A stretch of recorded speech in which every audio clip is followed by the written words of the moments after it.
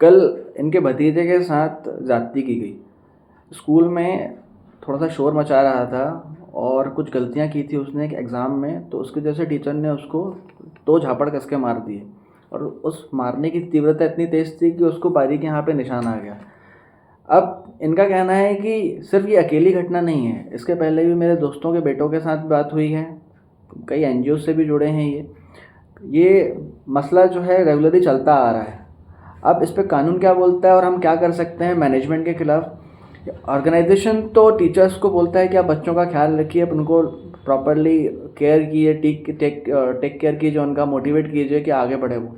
But motivate करने के साथ वो इतना प्रेशर घर का भी लेके आते हैं, कुछ बच्चों का भी लेके आते हैं, कुछ कंपटीशन है और कुछ पॉलिटिक्स स्कूल की होती है, तो सारा बच्चा कभी ना कभी बच्चों पे आ जाता है।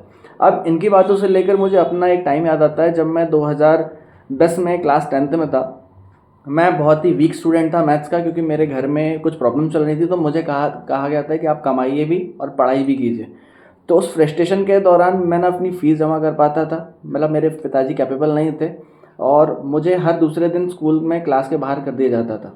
तो मेरी इमेज तो बच्चों के सामने ख़राब हो ही चुकी थी, टीचर्स के सामने भी ख़राब हो चुकी थी, पढ़ाई में मन नहीं लग पा रहा था और जो टीचर थे मैथ्स के वो इतने स्ट्रिक्ट थे कि मैं उनको देखता था तो मेरे हालत ख़राब हो जाती थी, पसीना छूट जाता था कहीं नेक्स्ट सवाल मुझसे ना कर लिया जाए।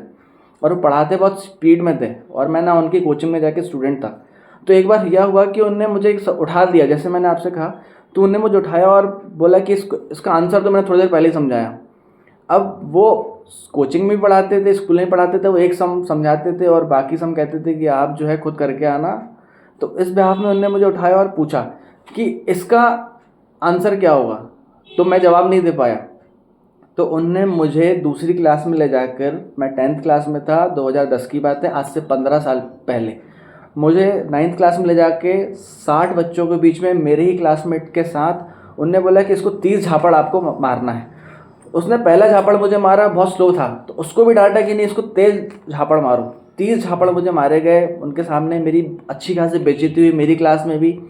हमारी क्लास में 200 बच्चे थे, ABCD के सेक्शंस बने हुए थे। अब उस दौरान मैं घर आया, मैं काफ़ी परेशान था, रोया। मैंने दीवार पे जो इतना गुस्सा भरा था क्योंकि मेरी इंसल्ट हो चुकी थी, बेइज्जती हो चुकी थी, तो मैंने अपने दीवार पे इस पंच से दीवार में 30 जितने पड़े थे मुझे, मैंने मारे, तो पूरा खून खून हो गया था। उस दर्द को मैंने झेला, मैंने मम्मी को बताया, मम्मी ने पूछा क्या हुआ पापा से, पापा को मम्मी ने प्रेशर डाला कि इसके खिलाफ एक्शन लो, कंप्लेन करो। तो सादी कागज़ में कंप्लेन लिखा और उनको जाके दिया। स्कूल वालों ने कोई एक्शन नहीं लिया, सिर्फ और सिर्फ टीचर को बुलाया और बोला कि ये आपने क्यों किया और आप इसमें सफाई दीजिए अपनी। तो इसमें सिंपली 2 दिन के लिए उस व्यक्ति को नहीं आया वो स्कूल, और तीसरे दिन फिर से वापस पढ़ाना चालू कर दिया। मैं 1 हफ्ता स्कूल ले गया, मैं बहुत डरा हुआ था कि अब मेरे साथ नेक्स्ट लेवल पे क्या होगा। मम्मी ने कंप्लेंट भी कर दी है। अब यहाँ पे मुद्दा ये होता है कि आज मैं प्रैक्टिस में आने के बाद मुझे खुद पता चला कि इस पर कानून क्या बोलता है। सेम सिचुएशन ये कि आज जैसे मेरे साथ बैठे हैं, इनने मेरे साथ अपनी व्यथा रखी कि इन बच्चों के साथ जो पीड़ना हो रही है इस पर क्या किया जाए। अब आप अगर सक्षम हैं, अगर आप बिल्डर हैं, तो आपके अच्छे खासे कॉन्टैक्ट्स होंगे, आप एक फ़ोन लगाएंगे लॉयर को, आपको पता चल जाएगा कि आखिर इसमें क्या करना है। बट जो व्यक्ति रोज़मर्रा की ज़िंदगी जी रहा है और उसके पास कमाने खाने के अलावा और कोई संसाधन नहीं है, तो वो अपने उस राइट्स को नहीं जानता कि आखिर हम बच्चों को कैसे प्रोटेक्ट करेंगे, और हम बच्चों को एक सेफ़ इंस्टीट्यूशन में भेज रहे हैं पढ़ने के लिए, तो हमारे हिसाब से कानून क्या बोलता है और हम कैसे अपने आप को बचा सकते हैं अगर ऐसी कोई इलीगलिटी होती है। तो क्या सिर्फ वो टीचर जिम्मेदार है या ऑर्गेनाइजेशन जो एम्प्लॉय को रखा हुआ है। अब आज इस पर कानून क्या बोलता है मैं बताऊँगा आपको।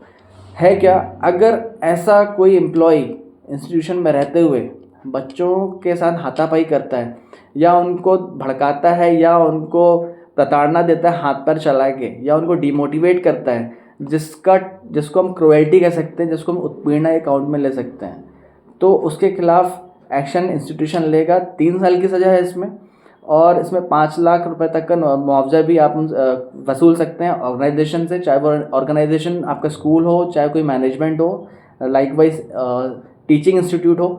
अब ये एक काउंट सिर्फ इनकी बात नहीं करते कि सिर्फ एम्प्लॉय के साथ ही ऐसा होगा। एम्प्लॉय को पहले तो बर्खास्त किया जाएगा, उसको टर्मिनेट किया जाएगा, आप कंटिन्यू नहीं करोगे इंस्टीट्यूशन में।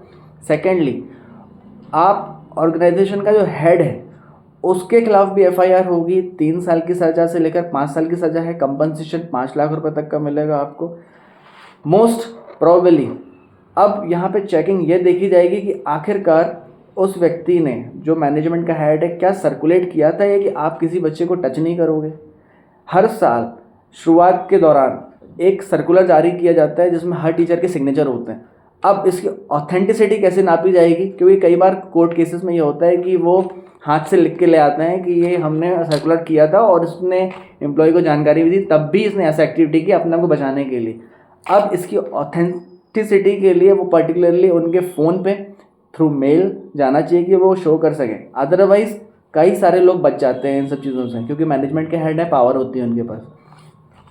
अब मैं आपको ये भी बता दूं, अगर ये ऑफेंस रिपीट होता है तो ये ऑफेंस जस्ट रिपीट होने के बाद इन पे ऐसा भी होता है कि इनको बर्खास्त कर दिया जाता है कि आप स्टूडेंट आज कभी भी इंस्टीट्यूशंस को आप कंटिन्यू ही नहीं करेंगे।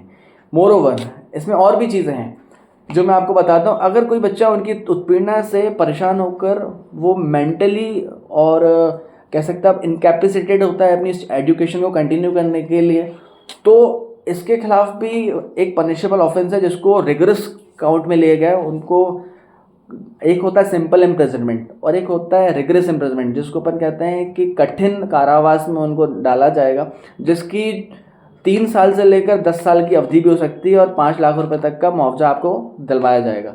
अब दोस्तों बात यह है कि ये चर्चा का विषय इसलिए है कि ये लोग जानते भी हैं और नहीं भी जानते हैं, पर ये सर्कुलेट नहीं हो पा रहा है। आशा करता हूँ ये इन्फॉर्मेशन आपको बहुत काम आएगी और आप इसे सर्कुलेट करेंगे। अपने हित के लिए जागरूक बनिए, संपर्क में रहिए। धन्यवाद।